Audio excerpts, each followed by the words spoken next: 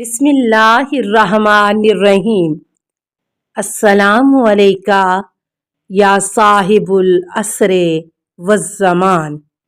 مالک ہمیں اپنی حمایت، طرفداری اور مدد سے محروم نہ رکھ، ہمیں ہر آفت، بلا اور مصیبت سے بچائے رکھ اور ہمیں اپنی پناہ و حفاظت میں لے لے۔ امام زین العابدین علیہ السلام کی دعا از بہار جلد 94۔ اے اللہ، محمد و آل محمد پر اپنی خاص الخاص رحمتیں، نعمتیں نازل فرما، داہنے بائیں، اوپر نیچے ہر طرف سے ان پر نعمتیں، رحمتیں اتار۔ ہماری حفاظت فرما، ایسی حفاظت جو ہمیں تمام گناہوں اور مصیبتوں سے بچائے رکھے اور تیری اطاعت کی طرف لے جائے، اور پھر ہماری پوری زندگی تیری محبت اور اطاعت میں خرچ ہو۔ حضرت امام زین العابدین علیہ السلام کی دعا از صحیفہ کاملہ سجادیہ، دعا نمبر 6۔ وہ امام جسے خدا مقرر کرتا ہے وہ معصوم ہوتا ہے، اللہ کی مدد اس کو حاصل ہوتی ہے، اس لیے ہمیشہ سیدھے راستے پر ہوتا ہے، کوئی غلطی بھول چوک نہیں کرتا، ہر قسم کی خطاؤں لغزشوں سے محفوظ ہوتا ہے۔ خدا اس کو یہ خوبیاں اس لیے عطا فرماتا ہے تاکہ بندوں پر اس کی حجت تمام ہو جائے۔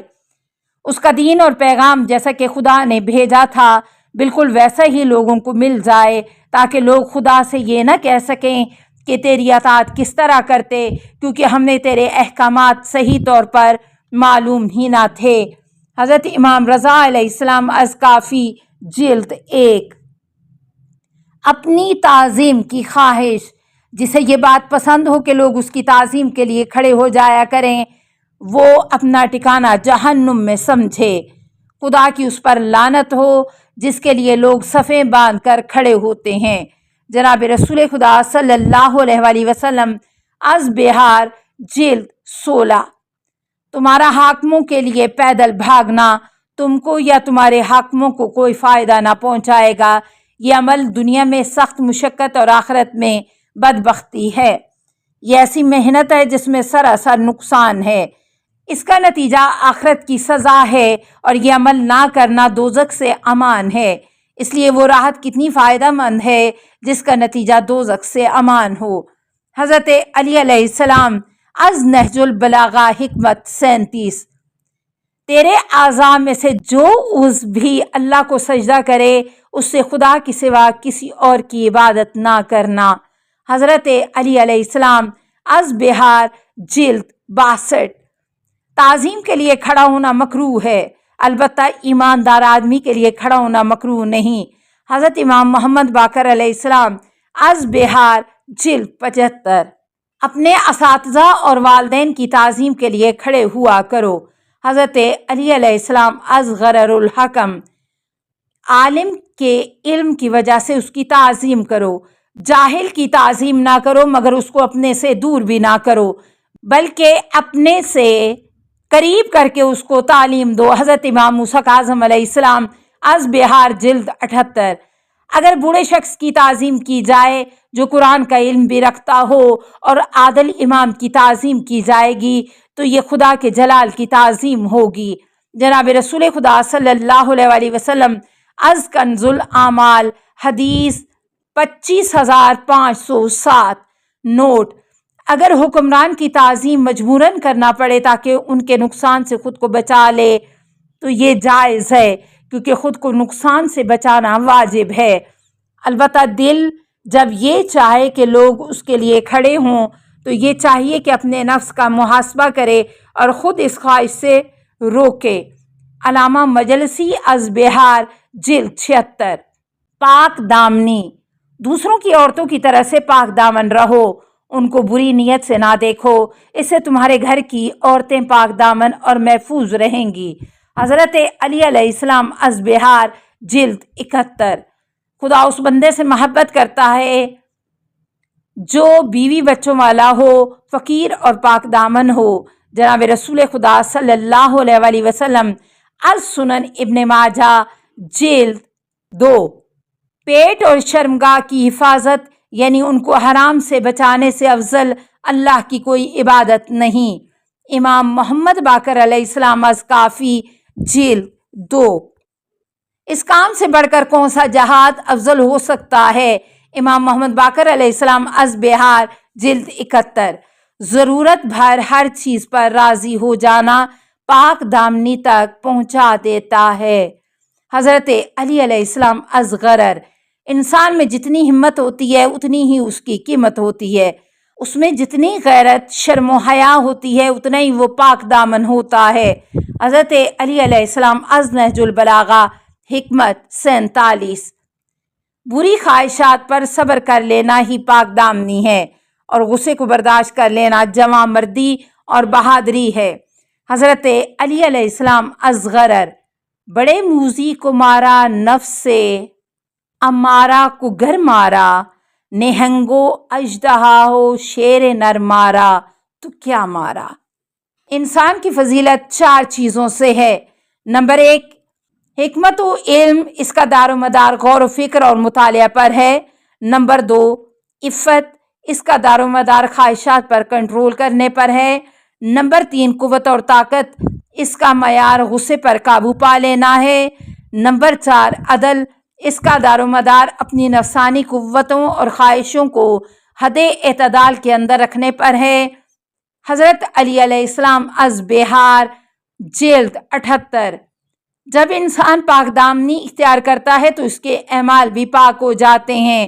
حضرت علی علیہ السلام از غرر۔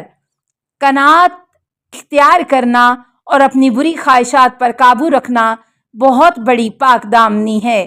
حضرت علی علیہ السلام از غرر الحکم۔ افضل پاک دامنی گناہوں سے بچنا اور خدا کی عملاً اطاعت کرنا ہے، اس لیے ظاہری باطنی دونوں حالتوں میں اللہ سے ڈرتے رہنے کی تاکید کرتا ہوں۔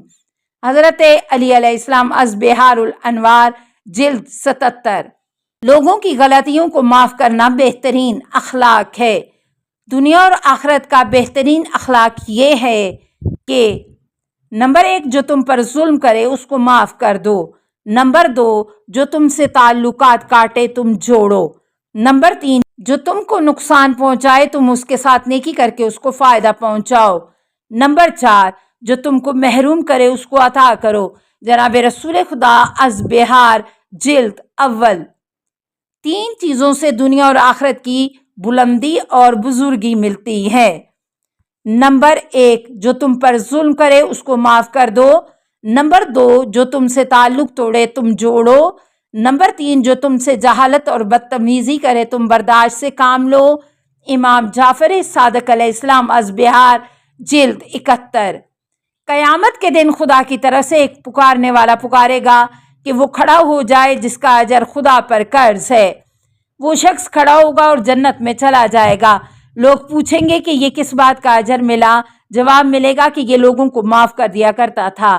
جناب رسول خدا از کنز الاعمال 7009۔ خدا فرماتا ہے جو شخص معاف کر دے اور کاموں کو ٹھیک کر دے اس کا اجر اللہ کے ذمہ قرض ہے۔ القرآن سورہ شورى آیت 40۔ جو کسی مسلمان کی غلطی کو معاف کر دے گا خدا اس کی غلطیاں معاف کر دے گا۔ جناب رسول خدا از کنز الاعمال 7019۔ تم لوگوں کو معاف کرو خدا تم کو عزت دے گا دنیا اور آخرت دونوں میں۔ جناب رسول خدا صلی اللہ علیہ وسلم از کنز الاعمال 7012۔ زیادہ معاف کرنے سے عمر میں اضافہ ہوتا ہے۔ جناب رسول خدا صلی اللہ علیہ وسلم از بہار 75۔ جب تک کسی کا گناہ شرعی حد تک نہ پہنچے یعنی جس پر حد جاری ہو اس حد تک گناہ معاف کر دو، اس سے خدا تم سے جہنم کی سزا کو روک لے گا۔ جناب رسول خدا صلی اللہ علیہ وسلم از تنبیہ الخواطر صفحہ 360۔ 2 کاموں کا ثواب تولا نہیں جائے گا یعنی بلا حساب بے حد ثواب ملے گا۔ نمبر 1 لوگوں کو معاف کرنے کا۔ نمبر 2 عدل و انصاف کرنے کا یعنی ہر شخص کو اس کا پورا حق دینے کا۔ حضرت علی علیہ السلام از غرر۔ السلام علیکہ یا صاحب العصر والزمان، الامان الامان الامان۔ من فتن الزمان السلام علیکہ یا خلیفۃ الرحمن السلام علیکہ یا امام الانس والجان السلام علیکہ یا مظہر الایمان السلام علیکہ یا شریک القرآن السلام علیکہ یا قاطع البرہان السلام علیکہ یا امام زماننا حاز اجل اللہ فرجک وسہل اللہ مخرجک وظہور کا السلام علیکہ ورحمۃ اللہ اللہم صلی علی محمد و آل محمد